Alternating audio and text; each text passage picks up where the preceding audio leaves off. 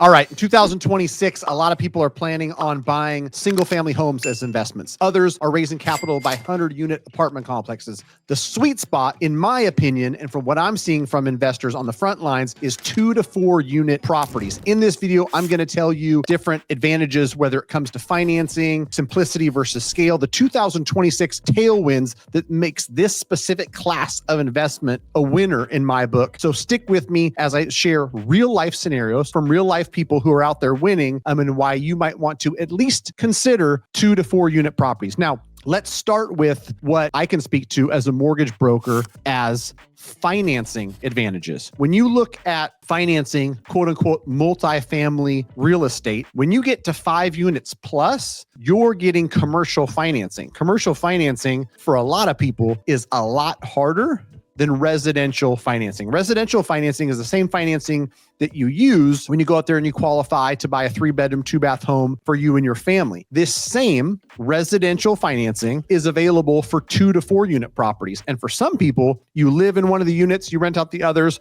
For others, it's strictly an investment, but it still is considered residential financing. So the qualifications are a lot simpler, right? You don't have to be some advanced investor, know how to read P&Ls and all this other stuff. The financing part is for sure an advantage. Another thing to think about, brand new rule that Freddie Mac implemented recently is 5% down. If you're living in the property, if you're going to occupy it, you can buy 2 unit, 3 unit, 4 unit with only 5% down. You're never going to find that in commercial financing where you're buying 5 unit, 10 unit, 20 unit plus complex. Like you're going to be putting 25, 30, 40% down based on the performance of the property. Another huge advantage in the commercial space, a lot of times that thing's going to adjust after 5 years. Not only will your interest rate adjust, but they're going to reanalyze the property. They might make you bring capital. Imagine putting 30% down on a property and 5 years later they go, you know what? Based on rents, based on X, Y, and Z, we need you to bring an extra $100,000 to this deal. And your rate's going to go from 6.75 to 8.75% because rates have moved. 30-year fixed rate financing, that's traditional type of loan you get on the residential side, is what you're going to find on these 2 to 4 unit properties.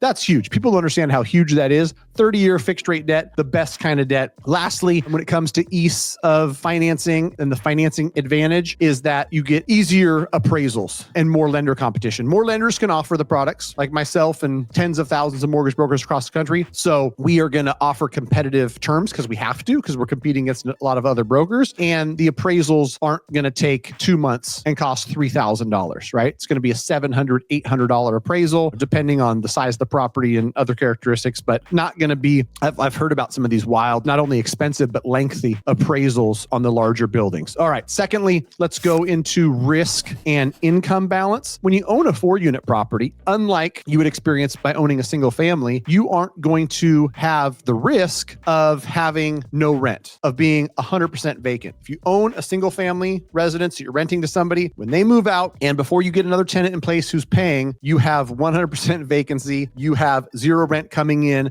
On a 4-unit, if you're getting $1,500 per door, it's easy math. You're getting $6,000 a month from 4 units. If one person moves out until you fill that, you're getting $4,500 instead of $6,000. So you're 25% vacant. You're not 100% vacant. That just is easier to stomach for smaller investors, right? It's easier, especially if you've got, cash flow built in. Maybe your mortgage is $4,500. So you're cash flowing $1,500 a month on the months where you're turning one of the units or you're missing rent from somebody, you're breaking even, but you're certainly not losing money. These smaller multifamilies are really easy to force appreciation. I know a specific client who bought a 4-unit for $575. And I was like, man, it's a high price for this 4-unit in this neighborhood. Well, the rents have gone from $950 to $1,500 over the course of 4 or 5 years. And when those rents increase, other buyers looking to buy this property care about the rent, so they're willing to pay more. And so something close to them just sold for $880,000. This thing has gone up over 50% in value because the rents have increased. So it's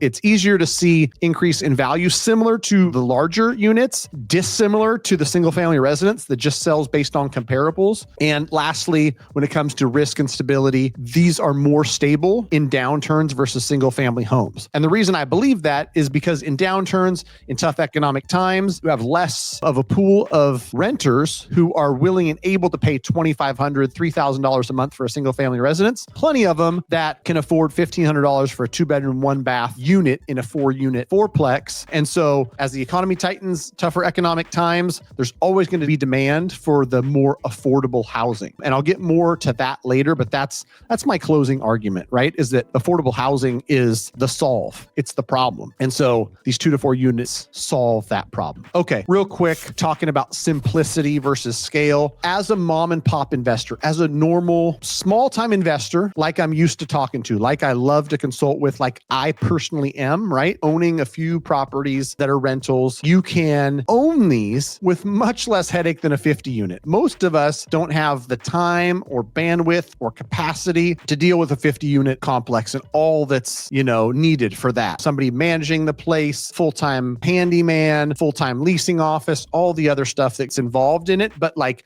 owning 2 or 3 4-unit properties, maybe a property management company takes care of leasing the units up. They take care of the small incidental repairs and they bill you and they track everything. Like it's a lot easier to learn landlording on a smaller scale, even if you have the help of property management and whatnot. And also with small economies of scale, it's lower expenses per unit, right? If you have 4 single family houses, you've got 4 water, sewer, garbage bills or 4 landscaping bills, 4 of everything versus these lower expenses per unit. Okay, 2026 tailwinds. I truly believe that tight new housing supply, strong rental demand are things that we're going to continue to see in 2026. And like I mentioned earlier, affordable housing is on top of everyone's list for things we need to solve. You, as a small time investor owning a 4-unit property where inherently this is affordable housing. Somebody who lives in 1 unit that's in a 4-unit building is paying less. It's more affordable than the 2,000 square foot single family home that might be 1 block over, 2 blocks over. I know tons of small investors that have a lot of pride in they like to keep their units clean and safe and a nice place to live, but it's also affordable. And you can keep it affordable and you can still see great returns as an investor because you've got 4 in 1. You buy 1 building for $600,000, you get $1,250 per door versus that same $600,000 purchase on a single family property. You might only get $2,600 a month, or those are random numbers, but it's a great place and a great pond, in my opinion, to fish in. You fish in this small pond, small 2 to 4 units. Rest assured, BlackRock and big time investors aren't worried about buying a 4-unit property in the neighborhood you live in, right? They're going to buy the 60, 80, 100, 400, 600, 800 unit apartment complex. And even players that are smaller than BlackRock, but much bigger than mom and pop investors, they're looking for 50 units. They're looking for 60 units. They're looking for 100 units. They're not looking for 2, 3, and 4 units, right? So that is something that I see as a tailwind where you're not going to have a lot of competition. You're going to provide affordable housing, and mom and pop investors who own those are going to do really well. Some of these mom and pop investors, I talked to one today, are house hacking, and they've done it before. The coolest stories I hear is like, I lived in a 4-unit, lived in 1, rented out 3 others. Then I moved to a 3-unit, lived in 1, rented out 2 others. Then I moved to a duplex, lived in 1 half, rented out the other. And they've done this multiple times. All of a sudden they have 10 units that makes up a small but mighty real estate portfolio that's going to serve them super well in retirement. In places like California, where I'm at, this is a great way to quote unquote house hack. And instead of paying $4,000 or $5,000 in rent or $5,000 or $6,000 as your primary mortgage, you take on maybe a larger mortgage. But if it's split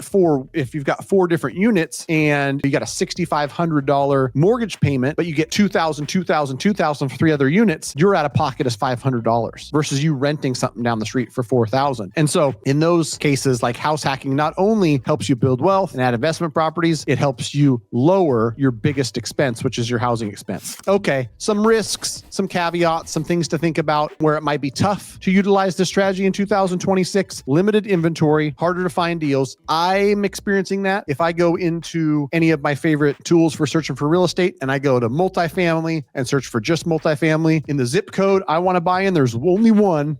It's a 2-unit. Other zip code where I might consider buying, there's 2, and it's a 2-unit and a 4-unit. The 4 units in a really, really bad spot. I don't want to buy that one either. And so there's limited inventory. That is a real concern, caveat. You got to be able to find the inventory. Sometimes you got to go off market. Sometimes you got to be in real estate groups and meetups to find them. Another caveat to it is management is still required. It's not hands off. I think a lot of single families can be easy to manage if they're in B-, B+, or better neighborhoods.